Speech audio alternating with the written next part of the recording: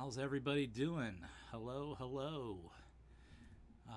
Jumping on here on a weird day, Wednesday evening, to just discuss the news of the day, and that is the fact that Alan Hassenfeld has left the game. He passed away in London today. Alan Hassenfeld,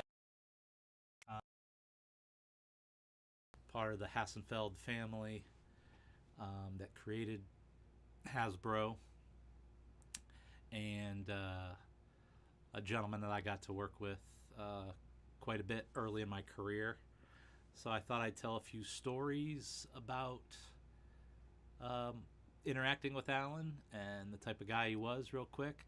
I can't say that I was overly close to him. He was very friendly and close to everybody that worked at Hasbro for any length of time, but he was a generous guy with a smile.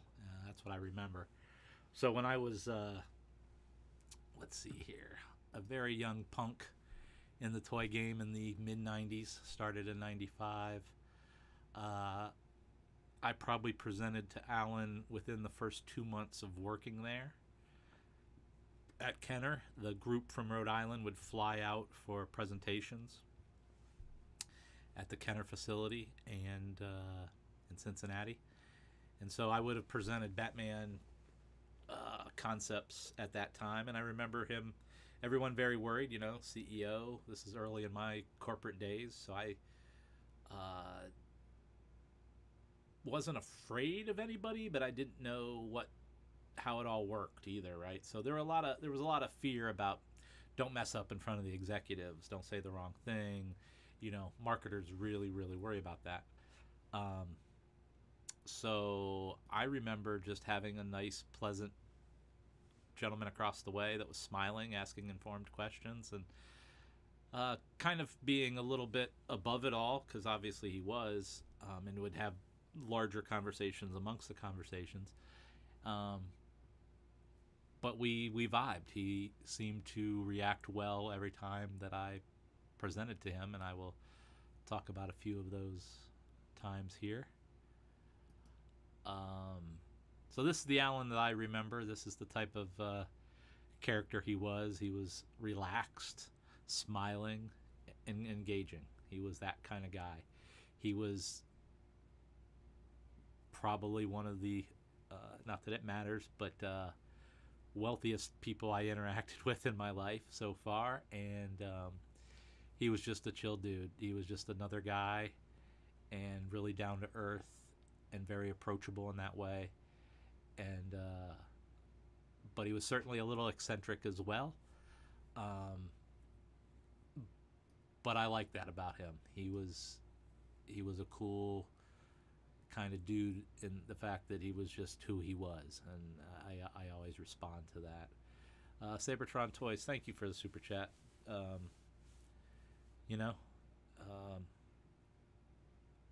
Thanks for hearing my stories here, all y'all. So that's how I remember him. He was a nice guy like that. One of the first major interactions. So I'll go back.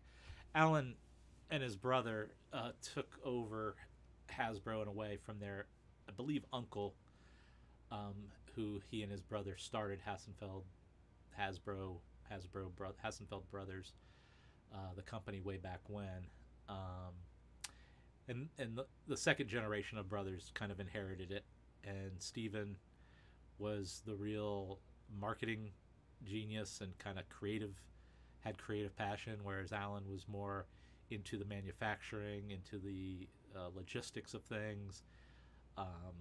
Lived in Hong Kong for quite a bit, so that's kind of the backstory. And when Steven passed away in the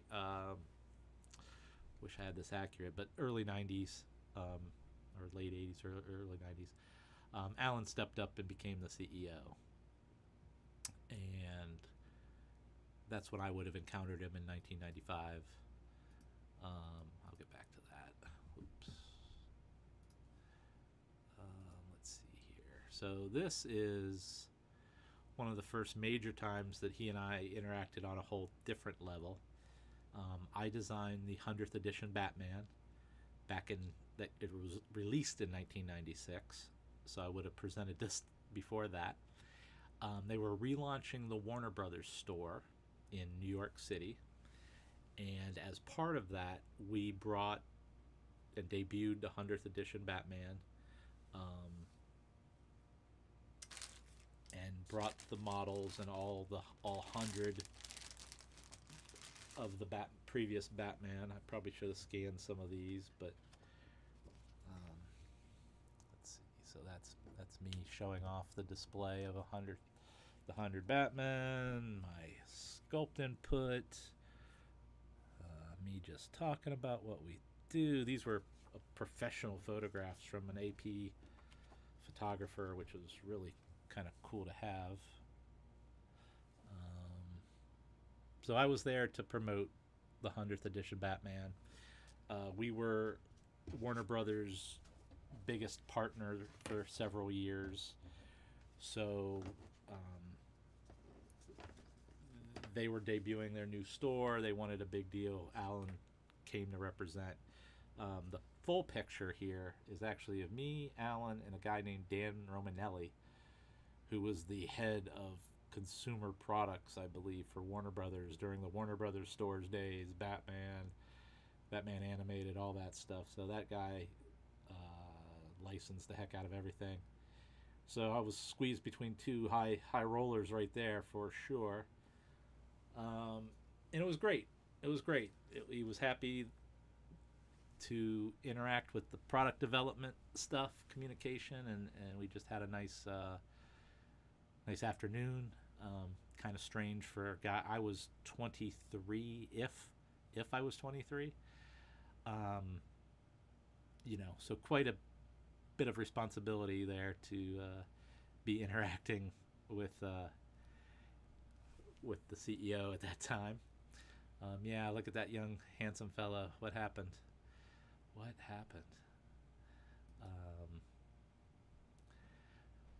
So that's Alan. I presented to Alan when we were presenting for the first time Armada. So the idea of mini-cons and intuitive play and kind of this chunkier feature-based Transformers. We presented that to Alan at the time, who was still CEO, and he approved it. And we had some nice conversations about it. And he reminded us that when he bought Kenner, he bought the name GoBots, and how could we apply GoBots to things. And I think that's how the GoBots kind of started happening. I remember that was one comment he made. I remember one time presenting right after Tonka, and those of you who that recall that Tonka did some Transformers. They did like a red helicopter and a couple different mid-sized kind of guys, as well as the big fire truck. And I remember being in the back. There was a spinning presentation area where you could load up your stuff, and then when they were done with their presentation, it would spin and your stuff would be there as you walked in, and little presentation stuff. So I remember listening from behind, because you always kind of had to gauge the timing, right? Sometimes things went long, discussions went weird. So I was in the back, and Alan was talking to the designer who had pitched like a whole wave of these transforming Tonka guys, and I think he had one was named Aaron, and it was an airplane. And I do specifically remember Alan saying that he didn't know if the name Aaron quite fit for a pilot, and maybe there was a better name. So that was really funny. That was a comment anyway, so it was funny to me because I'm about to come up and my name's Aaron. So I started off walking in, and he already knew. He was like, "Oh boy, I just said something about an Aaron." And I walked in, and I just was shaking my head. The whole room, every executive from every division. And I was just this way. You see me at presentations at conventions, nonchalant, kind of read the room kind of presentation style. And I just walked in shaking my head and just looked around the room very theatrically. It was just like, man, my dreams of becoming a pilot, Alan, have been dashed today. And everybody got a laugh out of that, for sure. So I remember I took the piss out of him a little bit about that, and it was good times. I saw him at other Hasbro galas and spoke to him every time he saw me at Toy Fair or in the hallway at Hasbro. He always asked, why wasn't I in Japan? That was almost what he said every time he saw me after a certain point in 2003, probably. Why wasn't I in Japan? He knew the value of our Asian partners, and having lived in China, he understood my efforts and commitments that I had made to go there for long stays and to get stuff done and learn the language a little bit and different things. And I think he saw the type of attitude he liked, which was, go help get stuff done and interact with good people, So he was always asking me why I wasn't in Japan. One thing about Alan, he was also a philanthropist. He definitely cared about various children's issues, as well as in general the manufacturing world and how that world can be improved, and give it, the people who work in that world given better conditions, rights, different things like that. He was a lead contributor and the founding member of the Hasbro Children's Hospital that in Providence, Rhode Island, that there's not enough good things that could be said about that place, the work they do there. So that's important. And this thing right here, which was the Hasbro Boundless Playground, is just one of many playgrounds that he contributed and supported, and Hasbro supported as well. This is a playground for all kids, whether you're in a wheelchair, have cerebral palsy, various other tragic issues that a child might find themselves in a tough spot on a normal playground, or not feel comfortable, or the wrong heights and all those things. And he created several of these playgrounds within Rhode Island that was all encompassing, and any kid with any physical conditions could interact. And that and the Hasbro Children's Hospital and the other various philanthropy things he did, he took very, for, again, as people go and how you can spend your money, I mean, he put his money where his attitude was, for sure. And that made him stand out, yeah. Yeah, Andy, Airlift Andy. I think it was Airlift Aaron when it started.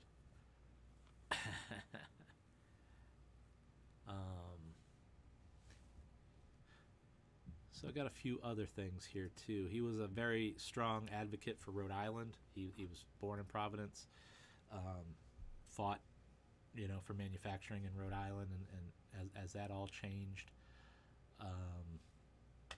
But I remember, I've told these stories, but a couple months after I started in '95, Mattel tried a hostile takeover of Hasbro, and